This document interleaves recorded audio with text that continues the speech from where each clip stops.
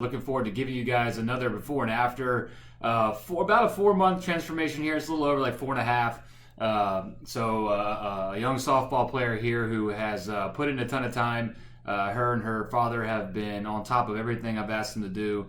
And you know me, if I have a player that I feel like deserves to be highlighted because she's put in the work and has grinded and done the things she needs to do, then I want to showcase that and show you guys. And maybe if you watch this and you like what you see, hopefully you give me a call or shoot me an email at jk@baseballrebellion.com. Go to our website, check out the online program for yourself, and see what you think. But anyway, so this is a young softball player, came to me back in January. This is a young lady who hadn't played a lot of softball, but dad, as a big golf guy, understands mechanics, understands the importance of mechanics and rotation and different things.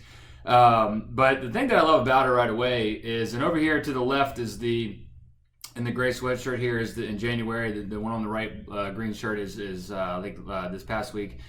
And right off the get-go, she's super aggressive, which, that's sometimes an intangible and unteachable thing. It can be learned through time, but if a player has that kind of that raw instinct to hit the ball hard, to try to, not up there in a defensive way, but up there on offense, trying to do the damage that you should want to do, it's always a plus. It's always a nice thing to have already concrete, so that we can build the mechanics around that. So over here, getting started, one thing and we've been working on this, and again, let me preface this video by saying she's not perfect, okay? So I'm sure there's things, if you're watching this and you study this stuff, like there's things that she could be doing better. Of course, she's a young player, work in progress, okay? There's a couple of things in particular, one or two that I want to highlight today. Now, as you see her get started in her loading phase, it's very short. There's not any leg kicks or anything like that, but very aggressive and effective. I was really impressed when I first saw this video, just the position she gets to. And if you follow the Baseball Rebellion, you know that we try to get a lot of players, in this, head back, lower half out in front position through the loading process. So that was fantastic. I was super, super happy with that. But the thing, if you watch following this, because we know that the setup is super important, I harp on that quite a bit. But obviously the swing after that, there's things that can even go wrong when this is done really well. And you're going to notice that the first thing is the big upper body move forward through the swing, right? So you can see, if we draw that imaginary line or so that we want our head to stay behind, you can see the big shift up. And we know that is something that we want to stay away from, because we know that closes down the distance between us and the ball, making a fastball even faster and closing down the time that we frankly don't have, because we know that the sport that we play, baseball and softball alike, not a lot of time to read a pitch, react, put a good swing on it, whatever. So we know that's something we wanted to get out first and foremost. So that was the first thing. But then secondarily, you can see the tremendous, long front arm, elbow pulls past the hands quite a bit. I know it's blurry, but we know her elbow is way past the knob right here. We can kind of see that. The tee is awfully deep, and she's making that ball even deeper, and you can just kind of see the position she's at contact. I mean, the beautiful thing about being young and kind of loose in the joints and limber like that is you can kind of let your arms get into some really flaily, kind of golf-like positions, frankly. That just don't work in the game that we play for different reasons. So you can see that position she put herself in, with the ball super behind her front foot, and her right elbow kind of like pointed at the door and past. It's just really, really constrictive. Now, the thing about it is, because of her aggression and the looseness and frankly the positions that I can't even put myself in, she gets to the ball fine, and it's off a tee, and she hits it probably pretty hard and that kind of thing. But you can see the delay in the bat there. We know that from anybody who's watched this. I've done a couple bat drag videos before and different drills, and we have plenty of drills on our website to help combat that, which she's gone through a few of them as well. But we know that can delay the bat. Yeah, the bat actually does pick up a pretty good amount of speed, but we know that speed is kind of delayed, and again, in the game we play, we don't really have time for delayed speed. We need instant speed. So that's one of the things, and not only that, but we know that the bat path through the zone at that point can be a little bit around the ball. You can see the big uplift and the rolling of the hands on the upward part of the swing. You see she gets really tall and all that kind of stuff. So, a list of things that kind of come from that.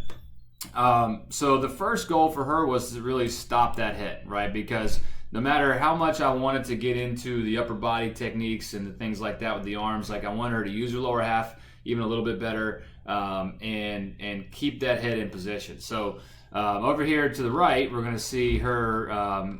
She's changed a little bit about how she's loaded up, but still gets to a pretty good place. And when she starts to swing now, she's learned to stabilize her upper body position to keep her head back through the rotation of her swing. Okay, so you can see the difference at contact here. We missed contact in the frames, but you can see the difference, pretty clearly. So here, she's got the stacked head, hips, and back knee. Here you can see she's got the angle that we want to get a little bit more of for different reasons. Attack plane to the pitch, head position back to behind the body, so the bat is free and clear to get by us and do its job out in front of our front foot to hit the ball and that kind of thing. But that was the first goal, because without that, it's just like building a house or anything else. The order of operations, you have to do things in a certain order first. Even though we knew the arms were a big problem, we couldn't really attack that first. That was the vital organs shutting down. We had to stop the bleeding there first before we could get into some of the upper body stuff. But that didn't take long. She's a worker, so I gave her a couple of the phases that we do in the online program. She went through the movements, communicated really well back and forth between her dad and myself, and she did that actually within the first, I think, 2 or 3 videos back. So that was awesome. But then we got into some upper body stuff. So again, you can see how that front arm really lengthens out. You can see the back elbow pulling, again, delaying the barrel behind her, and the rolling and the kind of the whippy roll action that has to follow that. That's the thing, right? It's really almost impossible to have a good, clean bat path through this hitting zone when you put yourself in that compromised position. Yeah, it whips around kind of fast, but again, the accuracy component is tough, and the timing. So now you can see she has a really nice gap between her arms and chest. Again, not perfect. She's still a work in progress, but you can see how much quicker, compact, I guess would be the word that most people would kind of associate with this. To get that bat not only fast, but get to the point. So the point of contact quicker. So that's sometimes, I think, confusing for some people, is that just because something's fast doesn't mean it gets to the same point sooner, because we have to accelerate quicker, right? And we have to be at a top speed quicker, not just a top speed over amount of time.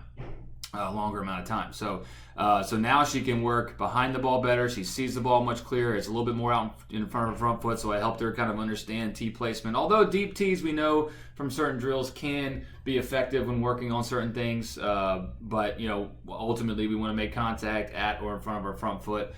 So we helped her with that. But still that nice attack to the ball, but much more compact. You see her head's just on a spike as she gets to the ball, and the bat's coming up from behind the ball. Hands stay high now, and she can work through the ball. She still wants to kind of flip the wrist up a little bit too much, so we're going to work on staying a little flatter.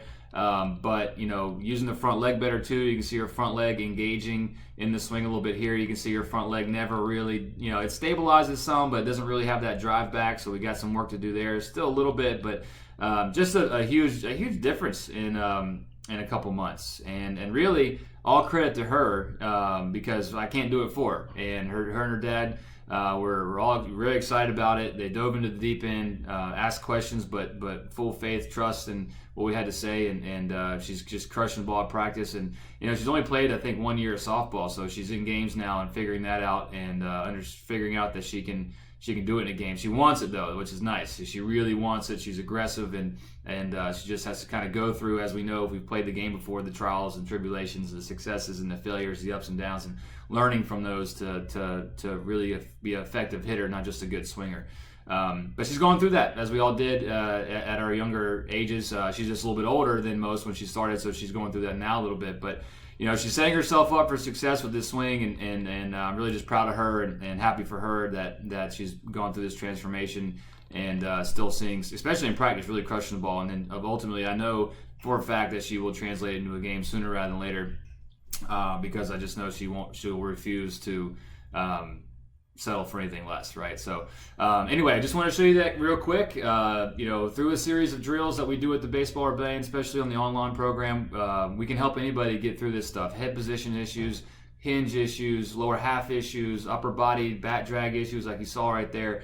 It just takes work, it takes time, and a dedication, especially to fix that. Everyone that I've shown you guys so far that had that issue really had to feel uncomfortable for a while. And if you're willing to do that, and go back and watch my video about the transformation curve, you know that that's what you have to go through. You have to go through a certain amount of time of very weird, uncomfortable feelings about how you're moving that bat to get to the other side. But she did it, and it's only going to get better from here. So maybe in a couple of months, I'll give you another update on her. But thank you guys so much for watching. Please check us out, baseballrebellion.com. If you have any questions about our online program, you go there as a step-by-step process of how to use it through our awesome partners at V1.